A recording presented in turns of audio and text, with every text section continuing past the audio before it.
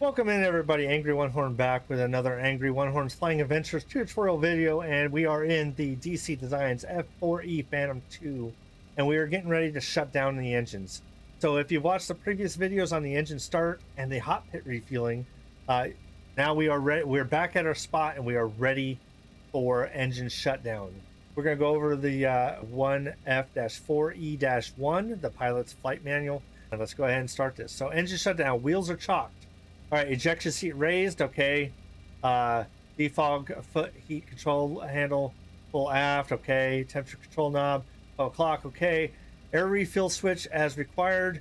Extend air refueling receptacle if air refueling was accomplished during mission.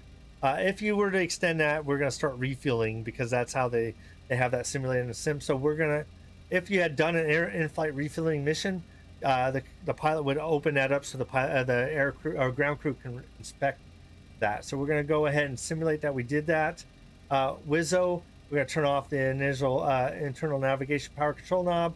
We're going to turn off the nav computer target designator. All right, right throttle off. So since we can't go to full cutoff, we just simulate that by turning the engine master off, and we can watch the engine shut down. On aircraft before 697579, the right generator out light illuminates when the right generator drops offline. They don't simulate that in the airplane. So right now the generator is not running, even though we have it in a gen position. It's not being operated by the engine. This is an engine driven generator. So therefore we would have a left gen light out, but the open bus tie open light illuminated prior to the right generator out, and it goes out as the right generator out light illuminates. But we don't get that. Excessive rapid movement of control stick with one engine operator may rupture the inoperative power. We went over that on the engine start, so you don't want to sit there and slam this thing around because the PC2 in this case, since it's not inoperated, could rupture.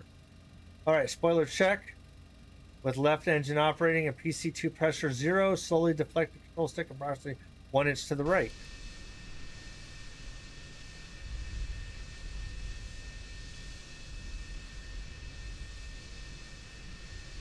And it returns back to normal when you release. All right, left engine throttle off. Remember, we have to hide that to be able to move that switch. So we're going to watch that engine drop back. Since we are simulating that to go to cutoff with the engine master switches, now we're just going to verify engine master switches are off, and then that is it. We go ahead and then do our cockpit safety the cockpit procedures before leaving the aircraft. So we'll just turn off the power, and we'll go ahead and open the canopies up. Now we would have taxied in. It was raining earlier when we did the startup procedures, but we would have taxied in with the canopies up, so they would have already been up. But in this case, it was raining.